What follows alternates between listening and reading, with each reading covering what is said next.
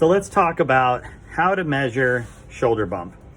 And I bet if I asked most of you who measure your shoulder bump, how do you do it? You're going to say, I use one of these. And this is pretty much the accepted standard that most people use for measuring your shoulder bump.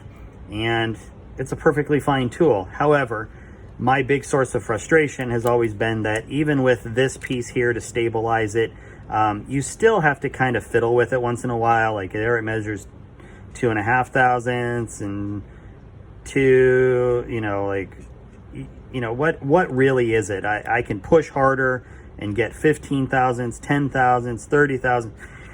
You kind of have to use it very consistently to get very consistent, if at best, measurements.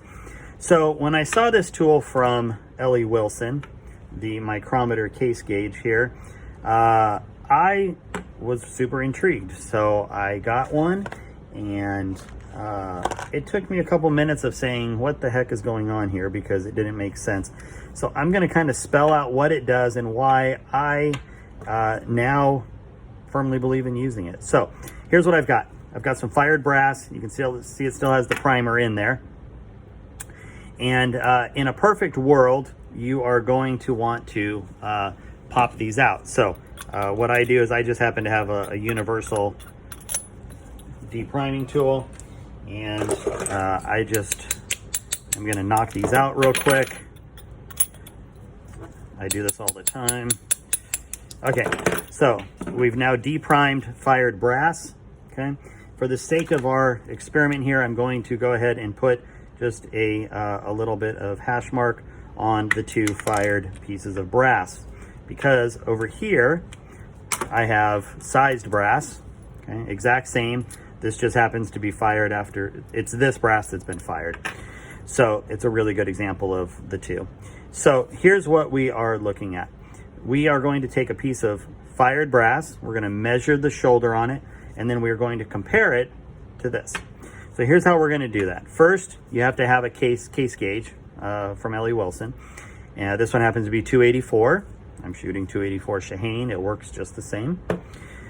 Then you order the micrometer top, and I believe the official name is the Wilson case gauge, along with the case gauge depth micrometer.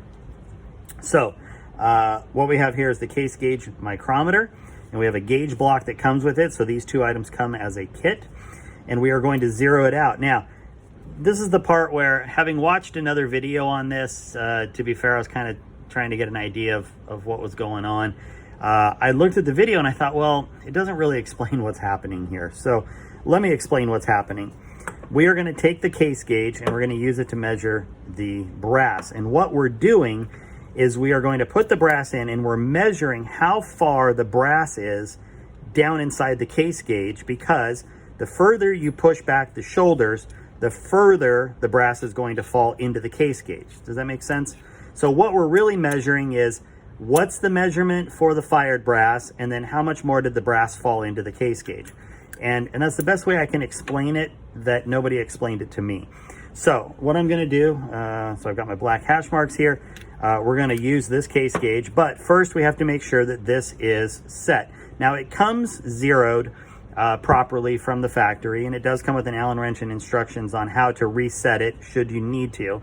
But what we want to do is we just want to get a 0. Now this is the gauge block right here, and we're just going to put it in. But what we want to do is we want to back this off so that the plunger unit here is not making any kind of contact. And there's going to be, I'll back it off all the way. You can see that this runs anywhere from a little beyond 0 all the way to a little above 2. Now I will tell you that this is designed so that when it is here and when this comes into contact, it should zero out on the 1. And that's because we could have a situation where we have to go this way with the brass, or we have a situation where we have to go this way with the brass, so in or out, and we want to give ourselves room on either end of the 1, which is why they design it that way. So we're going to lightly turn it. Now while we're turning it, this is resting right here for me, and I am pulling with these fingers to hold this tight. Now I know what you're saying, oh, that seems hokey. Yeah, it's not when you're doing it. So I'm holding it tight, that way against the block, and I'm just lightly turning the micrometer top, and you will feel a very distinct stop So I'm going to get closer because I know where it's going to stop here. But you will feel a very distinct stop, and it's going to be right, boom, there. There's no way that I can translate that onto camera for you. All I can tell you is right there, you're going to feel it stop. And indeed, I am at 0 and I'm right on the 1. So that's where I want to be. It means that it is calibrated properly. Now, what we need to do is take our fired brass, put it in the case gauge, and now we are measuring, again, how far down into the case gauge the brass is going. Now, it doesn't matter if for some reason your brass is sticking out this much. It doesn't matter because we are taking a measurement between this and the sized brass. So that's why it allows you to back off a bunch if you need to. In my particular case, it is down inside the case gauge just a little bit. How much? Well, let's find out. First, we want to back it off just in case this is sticking out a little. We don't want to start positive. We're going to do this and we're going to hold it exactly the same, okay? And what I'm going to do is I'm going to look right here at this and I'm going to lightly turn until I feel it stop.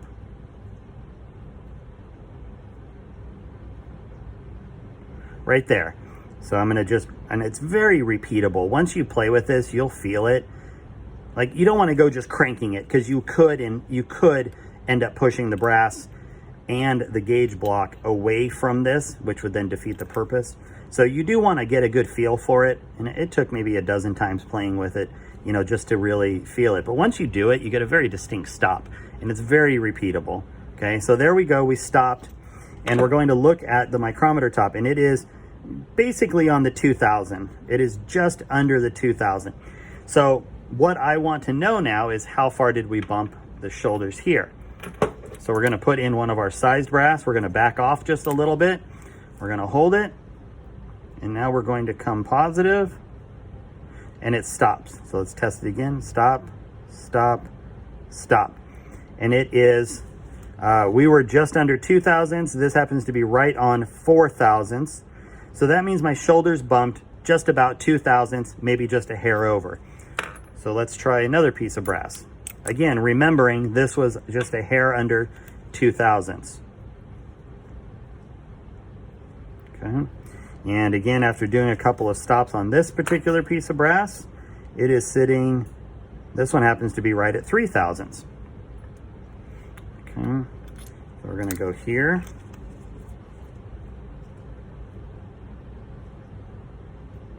This one's on 4 thousandths. And finally, this one here. And this one's just a hair under 4 thousandths. So all of this is in the 3 to 4 thousandths range. And that, which means that the shoulder bump is right in the, that's going to be right in the 1.5 to 2 thousandths range, somewhere right in there, because we were at just under 2. So we're going anywhere from, you know, just over 1 thousandths to just over 2 thousandths bump on all of these shoulders. We're not here to debate what proper shoulder bump should be. I'm simply showing you how the unit tests. Now, here's what I will say. Measuring the fired brass is also very repeatable. So again, I'm going to come down here and I'm going to feel for the stop. Let's see. There's the stop. And this particular one is right on 2 thousandths. And then again, if I go back here, this one's just under 2 thousandths. So you can see that my bump is, you know, it's where I want it to be right now. And I'm happy with it. It fires in my gun great. So again, we're not debating what shoulder bump should be. We're just showing you how to test it to make sure it's in the range that you want. Now, here's what I will say about this. Once you get used to it, it's very quick. But more than anything, it's incredibly repeatable and it's very accurate, at least from my perspective, because I look at all of this brass now and I know that I'm feeling exactly the same motion on every one of them, as opposed to taking this and feeling like, okay, I can crush the brass a little, or maybe I'm coming up a little light on the brass. You know, maybe it's not perfectly straight. Maybe these aren't perfectly straight on the calipers. There's a lot of room for error in here. And when you're dealing with 1 or 2 thousandths, you know, that's a big deal. So I feel like using this micrometer top has given me just a little more confidence that my difference between fired and sized brass as I'm setting up my dies and then checking my dies as I'm doing my brass prep is going to tell me what the actual shoulder bump is in the real world. So if you're looking for something different, if you're looking for something that has you know, a different feel, a different repeatability, something that, you know, is a little more, I don't know, precision made and precision driven, I would definitely check out the Wilson case gauge depth micrometer. I think it's a big hit, and I will be using it instead of my Hornady gauges from now on.